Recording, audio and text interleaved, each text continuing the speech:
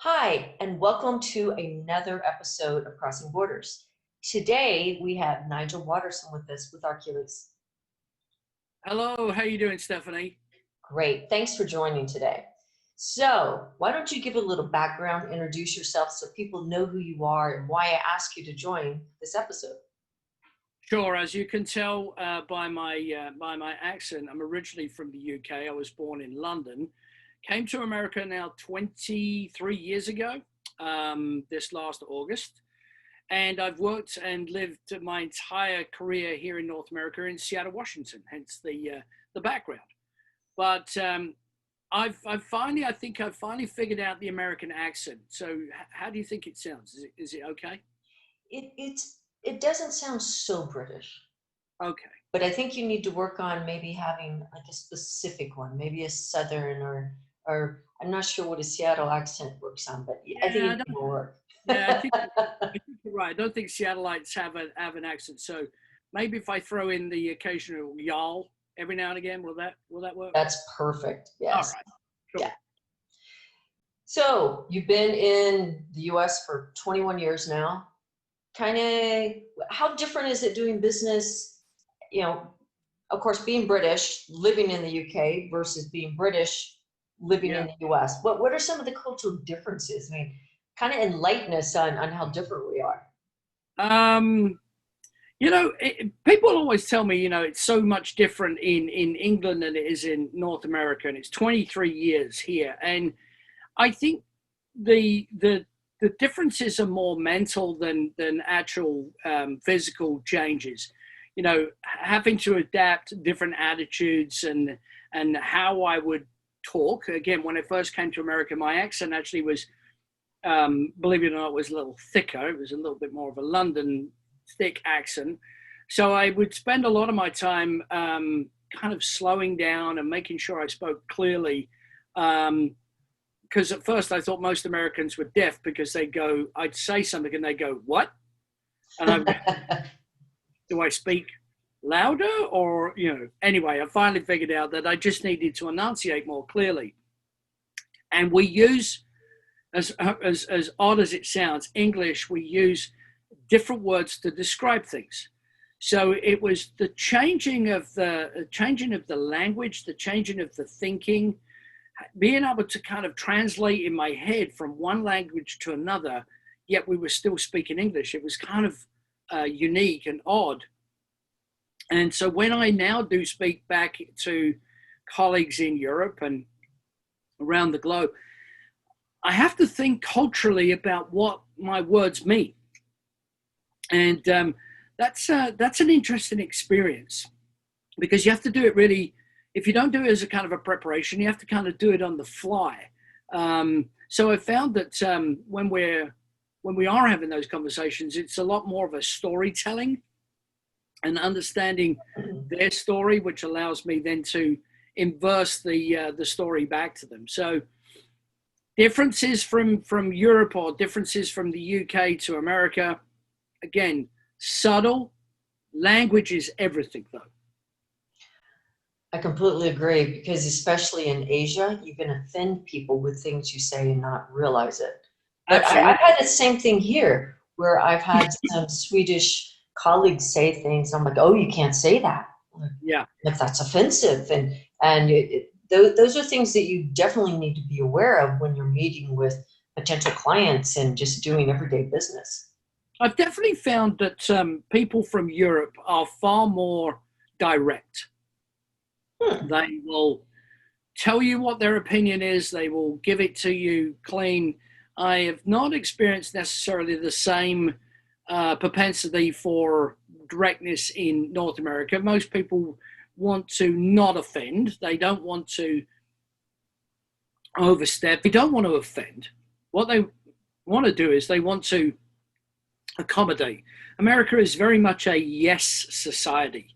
It wants to please, it wants to respond. Europeans generally they're more no, and help me understand before they'll acquiesce into the yes. That's very interesting because a lot of people would think it's the other way around because some people Well, think it, Americans are very direct. yeah, And some are, but I think you're talking about the mass majority, yeah, right? I think again, you don't distinguish between politeness because Europeans are generally very polite, you know, Very for true. directness, whereas Americans can be less than polite, but then less than direct at times, you Wow. know.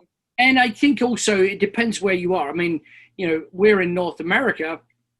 You go across the border to Canada, the Canadians are like polite to a default, you know. Very true. But Yes. if you go to any other areas in the United States, it depends upon what region they are. They Mhm. can have their own. Firstly, again, they have their own language. There's again certain implied words that they will use that you'll go, what is that?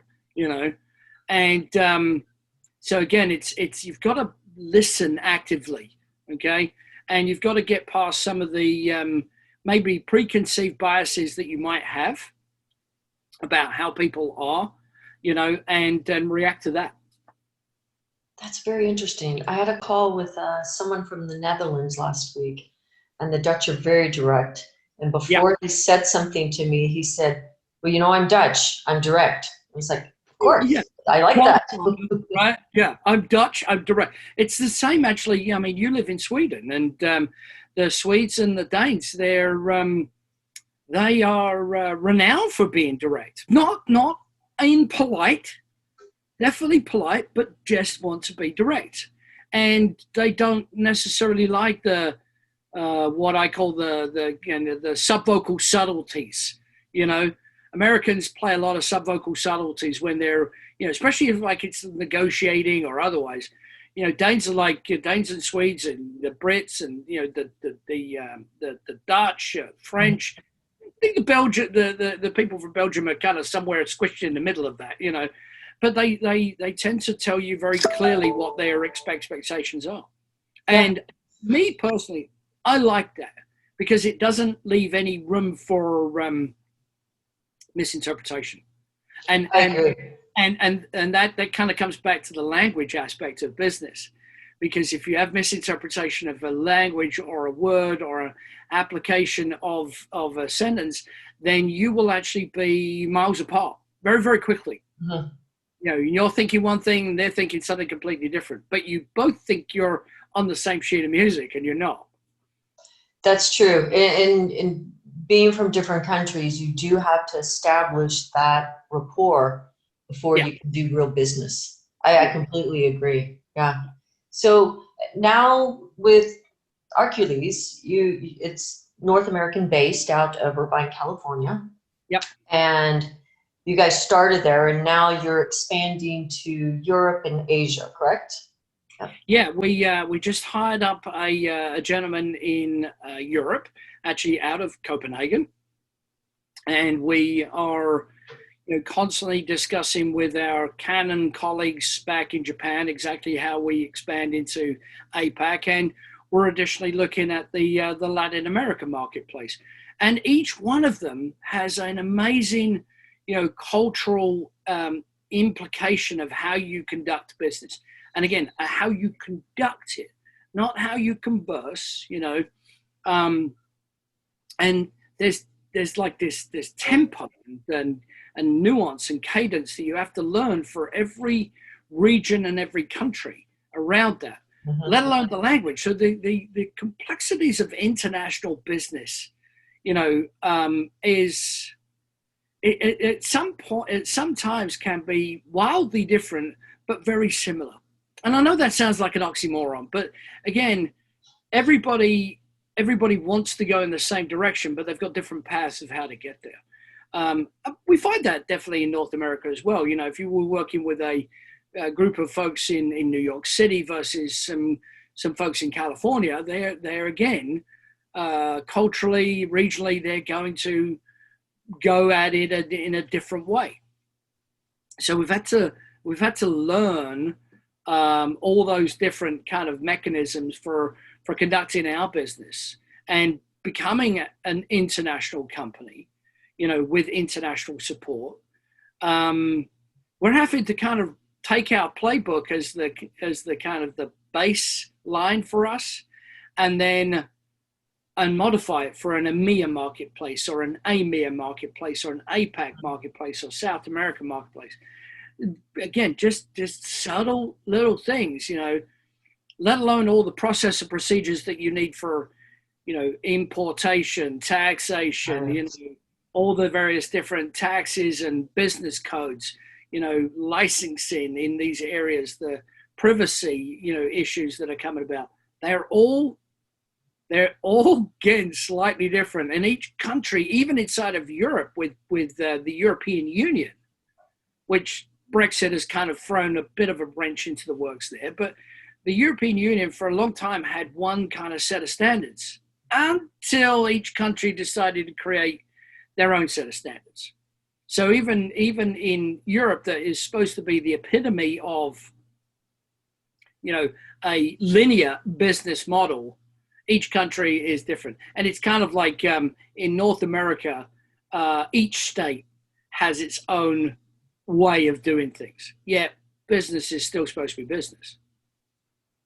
So how are you managing that? So now you're expanding into Europe, you've got to deal with GDPR, you've got to deal with all these like imports and exports, and countries like France are constantly changing things, how you do, and you have to qualify. And that's usually it's around hardware, but it's also software. So how are you managing that and keeping up with it and making changes? I mean, it's a lot to juggle around and figure out what's the most important. How do we do all of this? Well, the best way to answer that question is have a plan, okay? And have a plan that you recognize that is going to have multiple elements inside of that plan, but it's still the plan. The plan is do business, right? So for each country and each country's different parameters surrounding, say, GDPR, we spend time. We consult with other experts. We actually ask people like you, say, okay, what's it like, working there? What are your experiences? We will go to in-country expertise and resources, SMEs as you would call them, to give us guidance. And as we then take our plan, we modify that one element for that one country. As you said, France or Spain or Germany, they've all got, three completely different ideologies when it comes to privacy. So we think through that and then apply those changes, make sure that it is communicated succinctly and often. Because if you don't communicate often, well, quite honestly, we have a tendency to forget, and we'll fall back into the default of what our normal business model is on a regular basis. So as we keep changing our business practices per country, it's noted, it's captured, it's put into our SOP, so that when in due time we'll probably have about 90% of those policies and procedures down. I don't think anybody can ever be 100%. I think policies and SOPs and or otherwise, they're always an organic model, so they're always moving. For us to adapt to, as you said, France and Spain or Portugal, or Germany, they change their rules.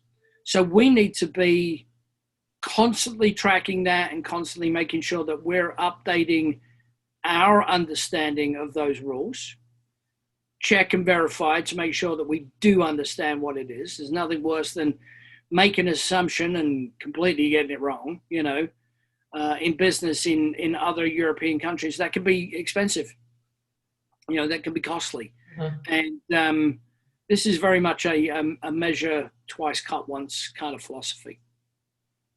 Yeah, absolutely. You've got to figure out what the cost is, and is it worth doing business in that country, especially if it's something very specialized, and maybe a smaller country like Luxembourg. I mean, a really small country, they don't have special requirements. I was just using that as an example because especially when you've got global clients or multi-regional clients that need something for across all these regions. We work with a lot with our partners as well, so our integration partners like, Convergent and Siemens and others, or Avtel that, covers both the European market and Asia. We ask them their opinion, say, hey, this is what before we even do it, we don't say, hey, this is what we're going to do. We ask our partners that have got the feet on the ground and say, can you, what do you think? Can you vet this idea? Is this a good thing or a bad thing? And really take guidance from that. Yeah, I agree. The system integrators are invaluable to the manufacturers because they're Totally. the front line with everything, and, Yeah. and they know everything what's going on in their country and at the client side. We never purport to be the expert. That's a fool's errand. We always strive for the collaboration that is required to make sure that our business model exceeds our expectations. And we can only do that with our partners to do it. Yeah. So I have to ask the question, would you prefer to live in Seattle or back in London? Well, my mother says I sound more and more like an American every day. So I think if I went back to London, it would take me, and again, a time to acclimatize. Look, I was born in the UK. I was born in England. I'm of Scots-Irish ancestry. I'm never going to forget my roots. But Seattle's my home. I became an American citizen some 20 years ago, maybe 19 years ago. I'm always going to be a UK citizen. I'm always going to be a defender of the crown. And, I love my mother country. I love my mother tongue. Again, I joke about the American accent thing, but I've deliberately made sure that I retain that what I think is that uniqueness of the English persona. So live back in the UK. I don't think it would be London if I did live in the UK. Let's put it. I think it would be out in the other counties: Oxford, Cambridgeshire, Hampshire, Kent, maybe Essex. Again, somewhere around there. London's changed a lot. UK's changed a lot in the 23 years that since I left her shores, and that would be a tough one. That'd be like you coming back to Texas or wherever put that Texas girl accent back on. Get your exactly.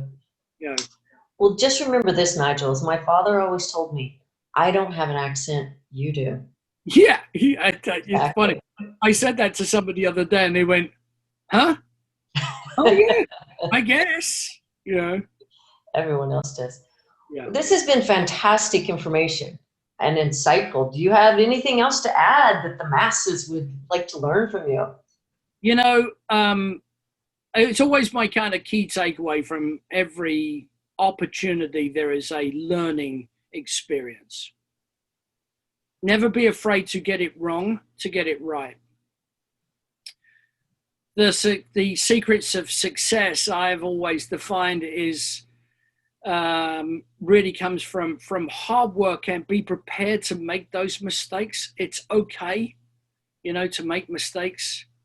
Somebody asked me the other day, who said, you seem to be pretty good at what you do. And I went, yeah, there's a secret to that. And they said, what is it? I went, I screwed up more than you. And I've learned from it. So whenever you are attempting to do business in different shores, different countries, with different languages and different cultures, be prepared to make mistakes and learn from them. Seek out the advice of others that have done it. Make sure that you listen more than you speak, because other people's intonation and tone in their languages actually convey more things than just the words that they speak. That's it. Completely agree with every bit of that, and admit when you're wrong. That people really, really admire you. and respect you when you admit you're wrong or you've done something wrong. I, And I, I hope so, because there's not a day that goes past and go, got that wrong today. You know, exactly. it's okay. You know, it's to err is to be human, to forgive is divine, and we ain't there. You know, we're just people. Exactly. Trying to survive in the security industry. Right. Yeah. Which again, this year has just been turned on its head, you know, completely. Yeah. Next year is going to be very interesting since we've been living with it for so long. You know, again, people say, you know, when is it going to get back to normal? And I'm like, yeah, I think this is the new normal. You know, I think there will be subtle changes. There'll be, but I think this is what we're experiencing now is certainly for the foreseeable future is the way that business will be conducted. So that is virtual. That is, again, spending more time communicating. And I think we can still, you know, articulate, and I think we can still do business, and I think we can still grow our industry. And they say that necessity is the mother of all invention. Well, COVID gave us that opportunity for necessity and change. And it's been a terrible and tragic thing that has occurred with nearly 225,000 people in America that have died. But it has given us an opportunity to rethink a lot of things in our lives. And I think that's what we're faced with for the future. Absolutely.